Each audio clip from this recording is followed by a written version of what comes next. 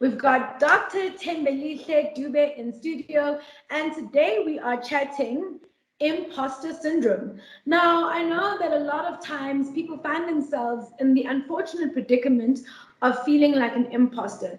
The travel industry in South Africa is still growing. I mean, it's only essentially 26 years old in terms of incorporating everyone into the tourism mix. And often people find themselves, particularly talking to Black people, where they might struggle with the feeling of being an imposter in the industry, as if they don't belong because they might not have traveled as much as their peers within the industry.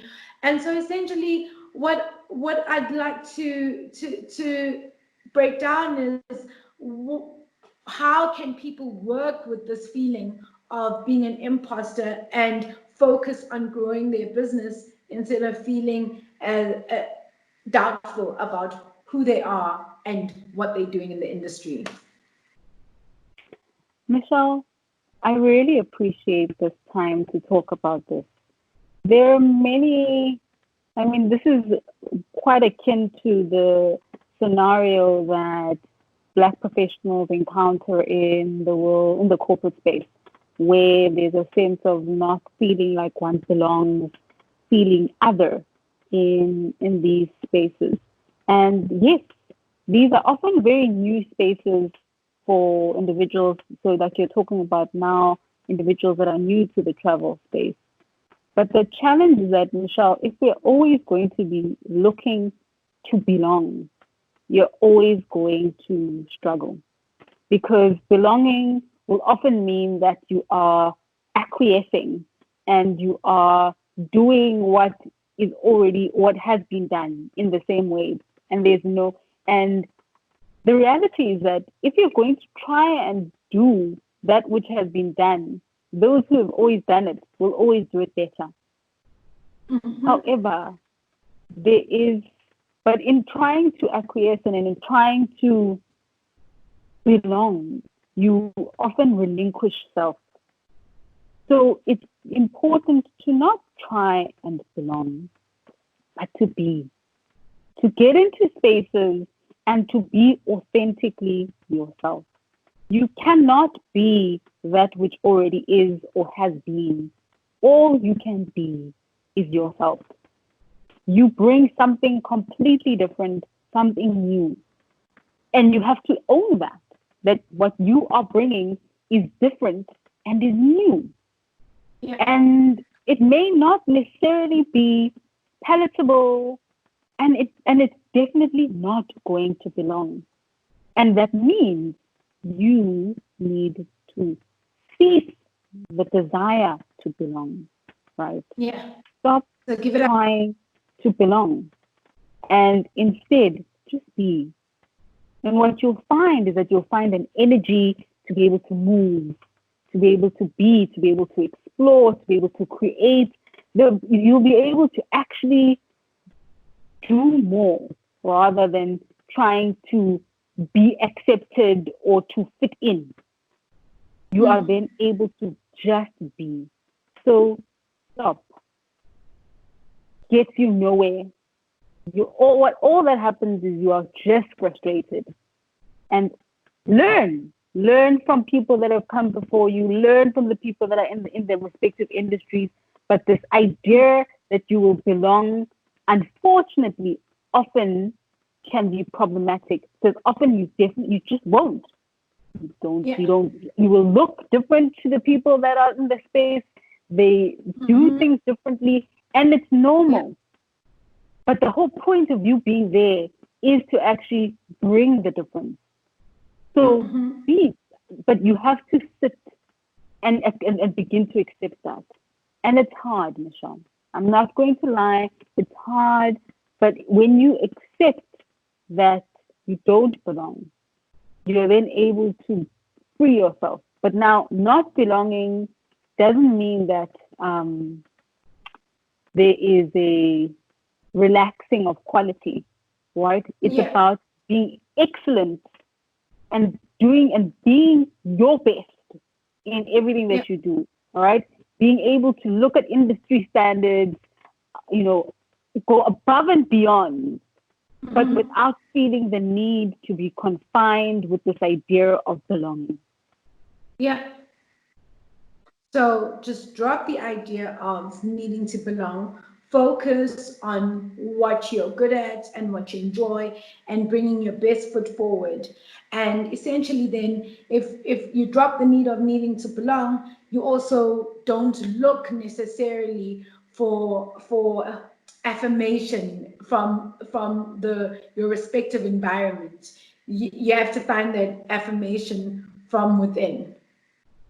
It means that you will work hard.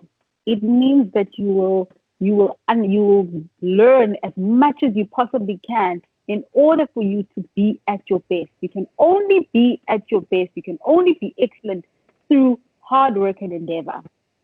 And then you can also only innovate and create and do things that are novel when you're steeped deeply in your respective field or area of interest and expertise. And then you're able to thrive and you're able to get into spaces and interact with difference from a place of knowing, but without this need to belong. I think I've come to this place because this desire to belong is brutal. It's brutal Yeah. and it's painful because you try and you endeavor and you fight hard, and often it's never ever forthcoming. You Yeah. always try, but never quite just get there. And the minute you relinquish that desire for belonging, Michelle Green Thompson, it goes away. It Yeah. goes away and you're freed and your energy ceases being about wanting to be seen and affirmed and validated. And then it actually becomes about the work and the passion for the work and what you're doing. And that then buoys you and you're able to just be at your best. Phenomenal. And yeah, because I know that at I mean, anyone who's ever, you'll always find that point where you struggle with wanting to belong. Mm-hmm. And you see it's a constant theme. People struggle with it, and eventually it's so torturous that it can destroy one. Yeah. Because there's a desire for this affirmation from outside, right? It's this, oh, they will look upon me. If I do this, then finally, no. And it's this continuous thing where you're expecting something from the outside to affirm you and make you feel okay and make you feel enough. But the thing is, that can't be from the external. It has to be within. And the best way, it's like I have a lot of people, Michelle, that come to me and talk about confidence and self-esteem. And I always say that we can't talk about confidence and self-esteem as if it's something out there. Confidence and self-esteem are things they come from endeavor. You develop esteem and confidence when you do. You try, you fail, you learn, you get better. And then you're able to look back and say, oh, I did that, and now I'm here. And hence you get confidence and esteem. But it's through endeavor. You don't, no one is just born with confidence, right? No. Confidence comes from endeavor. You try, you It's do, you. you fail, you learn, you try again, you do, you succeed. Yay! Confidence. And even the confidence comes from the fact that you are able to go to a space and say, I tried, I did, I failed. That's Mm-hmm. experience. And that Mm-hmm. facilitates esteem. But you can't get any of that if you're not doing anything and sitting there and says, oh no, I don't have confidence. But confidence is not like a divine thing that is imbued Yeah. on. It's through endeavor. Because if you think about it, I think as soon as you said that, all I thought of was a child. You know, when they stand up and then they fall and they look around, like, did anybody see that? And then they're like, okay, let's try again. And then you see her, hands forward, downward dog, try and stabilize, pull back, slowly come up. Okay, I think we have balance. Turn. Oh, damn. Boom. Back on the floor again. And each time, though, those kids stand up and try again. And so you're right. I never thought of it that way, that confidence isn't something that one is just born with. Confidence is something that one really does get through constantly getting up again.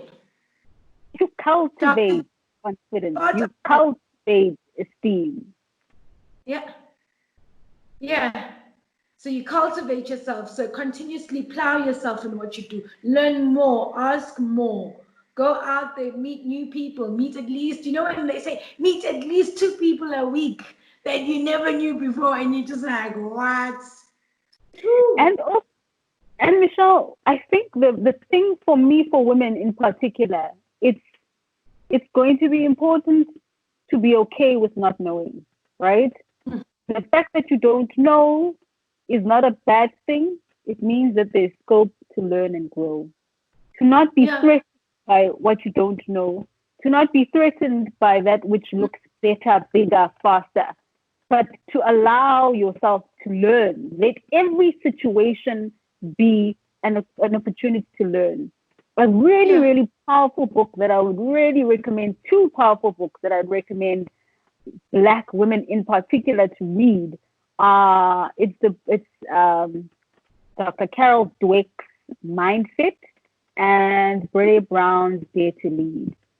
Now, Dr. Carol Dweck's book is profound. There are few books that have changed me, who I am as a human being, like that book.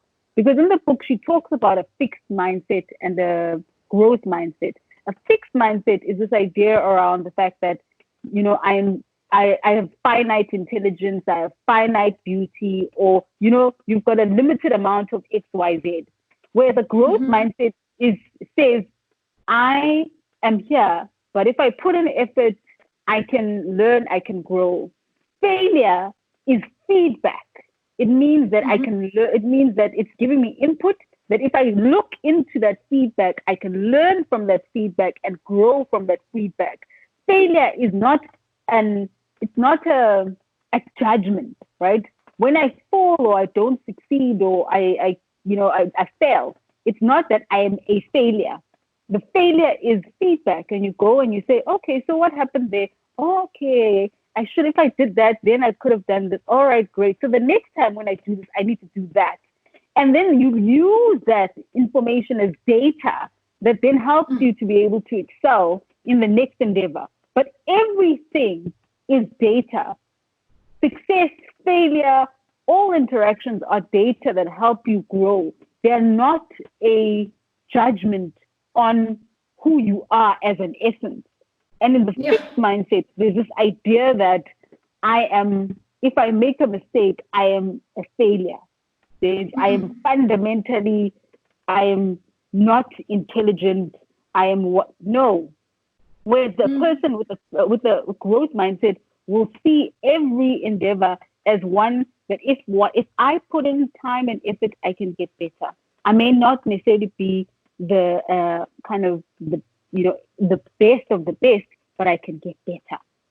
And I think for me, that's what's been the most profound thing, that I can always get better. I can learn that I don't need to remain the same, right? And that I need not be defined by error and failures. I can learn and grow rather than be defined by failures or errors or misdemeanors, right? You learn, you grow, you take in. But it's important, Michelle, that you take in and you see when you make a mistake, to see how did I make that mistake, so you can learn from it. If you don't learn from it, if you don't look at it, you don't learn from it. And often what happens is that people avoid, when you make a mistake, you kind of avoid it, and you run away from it, and because of the shame. Yeah. The shame, and that's what keeps you stuck, because you can't actually look at where did you go wrong, so you can't grow, you can't move. So it's important to be able to look at what went wrong, so you can learn and grow from it. Only then you learn and grow. But if you don't and you avoid, you'll be stuck and it will crystallize, and then it will then define you, because now you're Yeah. defined by that mistake or that thing that happened back then, and that thing could have just been circumstantial. You can't learn from it. Yeah. And, you know, it's just a thing, for heaven's sake. Forgive yourself. You know, I mean, how many? I just think of Oprah's countless, what you call this, episodes and forgive yourself. And you just think how much time is spent in regret instead of actually in release, you know? In release, and also in learning, Michelle. Mm. Learning, and you said it, forgiveness. Forgive yourself. You erred. But what is the lesson? Yeah. Get the lesson, learn from it, and move on. So just to recap, two books, Brené Brown, No. and Books. It is Dr. Carol Dweck's Mindset yeah, and my Dr. Brené Brown, Mindset. Dr. Brené Brown, Dare to Lead. Dare to Lead. That's it. Perfect. I think I have Dare to Lead down on. I downloaded it as an audiobook, so I better get through it during this COVID And period. you can through it. You can get through it in a day. So I would really encourage it. But I would you need to listen to Dr. Dweck. You can get the audiobook, but you also need the physical copy. It's a seminal book that every Black woman should read. Awesome.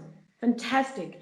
Thank you so much for that feedback. And thank you so much for breaking that down with us. And I hope if any of our listeners have any questions for Dr. Dube, you can contact Dr. Dube. She does have a website.